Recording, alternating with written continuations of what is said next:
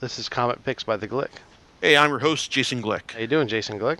I'm doing good, John. Yourself? Oh, I'm enjoying. I know this is still winter, but holy cow, here in Southern California, it's like in the 80s. Yeah, it's like the Santa Ana's basically said that it's not just spring already. It's basically summer right now. Yeah, essentially, And everywhere else, there's snow and all other stuff. And I know that a lot of the listeners are in, colder areas. Yeah, some of you in Southern California know exactly what we're talking about. But still, it's winter! It should be winter. It should be winter. The trees are blossoming outside. Anyway, so what do you got on for subject tonight, sir? Okay, well, tonight is about a series that I've been reading for a while that finally wrapped up with its sixth volume, and something that at first, I thought the first volume of this I read, I thought, okay, yeah, I'm not feeling it, but I'll give it a second volume just to see if it actually goes anywhere.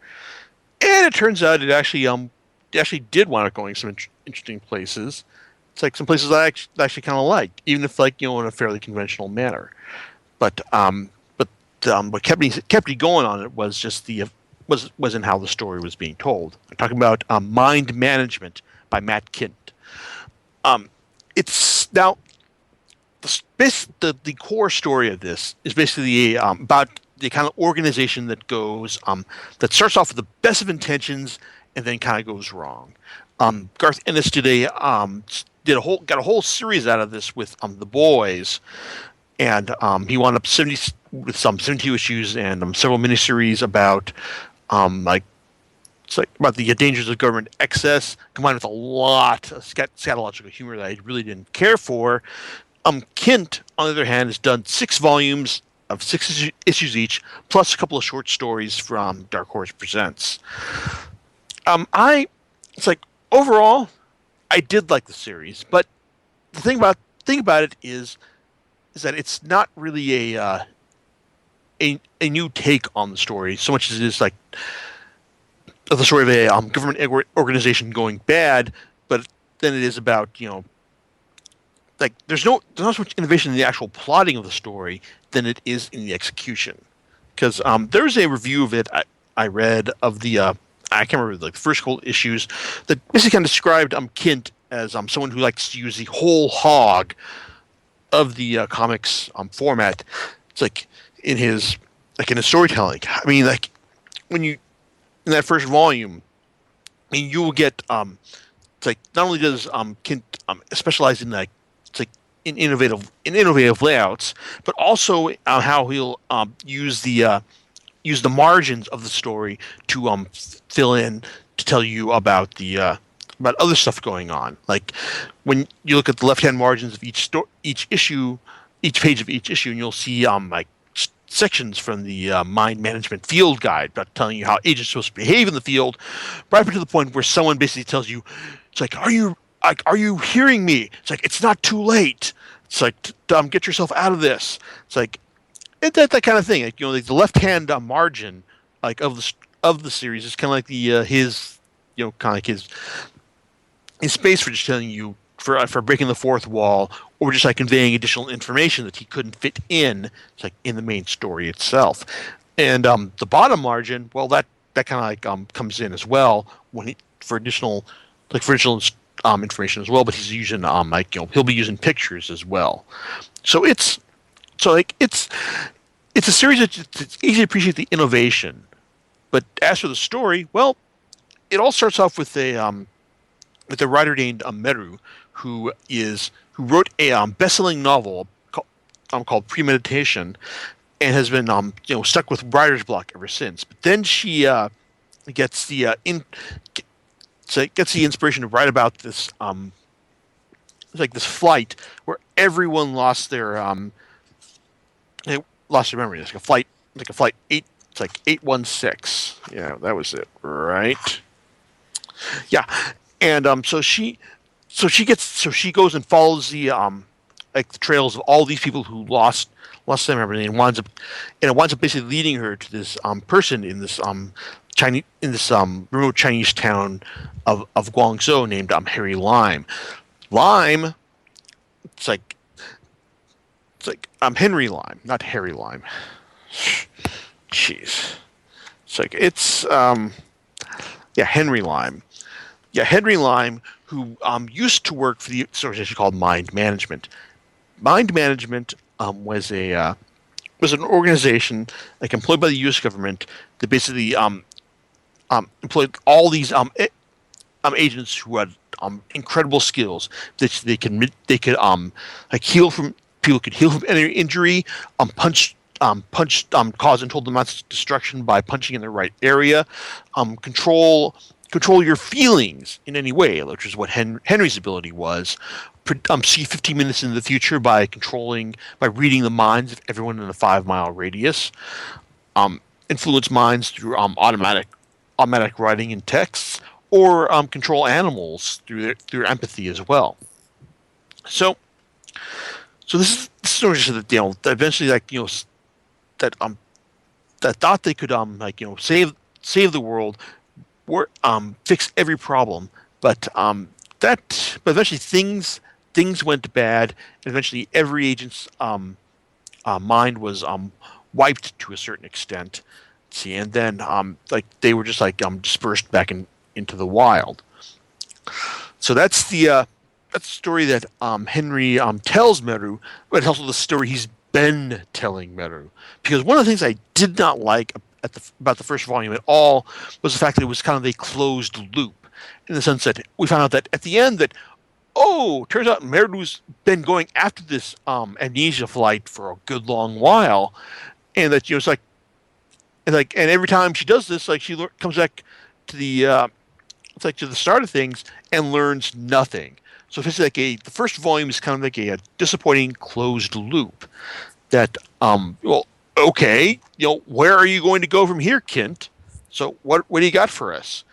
But then he actually does break free of things in the second volume, and we find out that about the larger threat, in the sense that even if mind management has been disbanded, its agents are still out there purposeless, and there's one codenamed the Eraser, who is particularly damaged, and basically wants to reform the organization and and basically give everyone their purpose again. So, regardless of the fact that the organization was had become rotten to the core at the end. So, subsequent volumes basically showcase the building of sides on each team. You've got first you've got got the Eraser building her forces, and then you've got Henry Lime and his crew trying to create an anti-mind management team with Meru, but things go bad when Meru finally finds out that Lime basically been wiping her mind over and over, because he basically using her as kind of a confessional for his murder of the entire city of Zanzibar, it's like in Africa. And then eventually Meru realizes that Lime is kind of the lesser of two evils here. The series kind of goes into a fairly conventional this is good guys versus bad guys, centered arc, and stuff. Good guys, they kind of start getting their groove together. Then things go bad.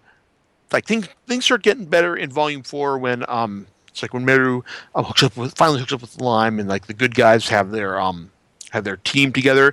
Then things go bad in volume 4 when the bad guys pull one over on the good guys. And then volume 5, the good guys, Meru really. I'm saying good guys and bad guys, but it's all really relative here.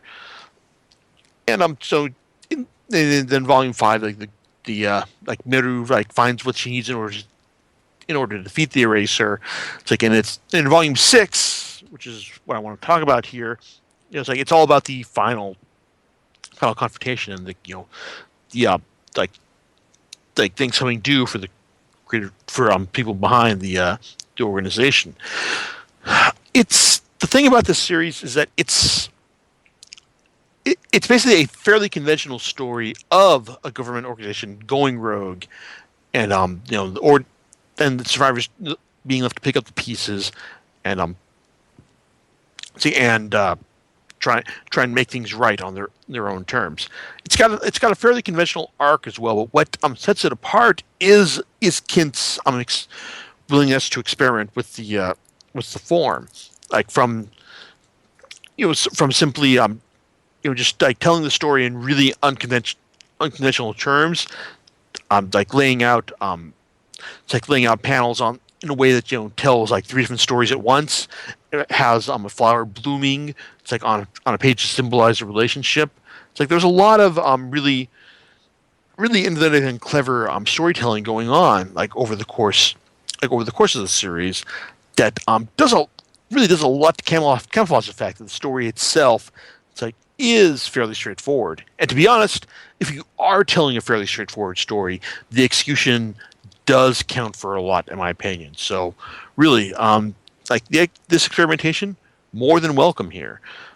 And but then you get to the final volume, and rather than be the crazy this is like show us more experimentation than we have in previous volumes.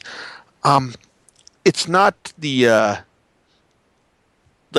biggest craziest end of all. It's like it kind of flows just as you'd expect. I mean, you've got Meru, it's like Henry and the rest of their crew, forming their own team and going to take out the new mine management headquarters. It's like in Hong Kong, and also Meru forming a new mine management at the end with the left hand margin stuff now being really optimistic instead of being incredibly creepy and strange. There are some interesting bits in the sixth volume that basically mostly focus on the epilogues to the first five issues that showcase Salvador Dali's attempt to make a sequel to Double Indemnity called Triple Indemnity that eventually feed into the main text as well. It's not the like I said, Volume 6 doesn't have like the kind of crazy experimentation that you'd expect from after being subject to the first five volumes of this series, but it's still got like enough interesting stuff to make it a worthwhile finish. In fact, that being said, though, it's like this sixth final volume kind of reminded me more of the finale to another creator-owned series published by Dark Horse, Rex Mundi, where it was that series had a lot of great, crazy, involving stuff about about the Holy Grail and alternate world. It's like an alternate histories as well that eventually kind of culminated in a fairly unsatisfying, people like blast each other with magical powers at the end. Mind management doesn't quite go that way, but at the same time, it's finale is fairly conventional, but at the same time, it's like this has been a fairly conventional story that Kindt has been telling all this time. It's like it still works because you're invested in the characters and you want to see them succeed. It's like you want a happy ending for Meru, Henry, and their companions, and so that's kind of what's delivered here after a certain amount of suffering as well. Overall, it's like I did enjoy it, but but I will admit that you gotta kind of have like a certain amount of patience in order to work through a lot of the unconventional stuff that Kindt throws at you. If you're the person who wants to who basically looks at a lot of comics and goes, it's like, hey, it's like I want something that tells me a story in a new interesting way, then my management will satisfy you. Maybe it's like if you're looking for relentless experimentation, then maybe you will feel a little bit let down by the final volume, but definitely the first five volumes will probably offer enough to for you to be satisfied throughout. And also, it's worth noting that these six volumes all issued in hardcover for $20, which for 6 issues, is still actually a pretty decent rate these days. And it's also worth noting that they probably had to offer them in hardcover because of the, like I said, the left-hand margin stuff. It's like as well.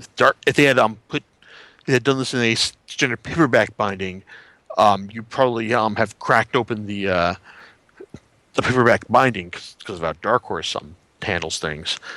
Because of all the in order to try and read this stuff.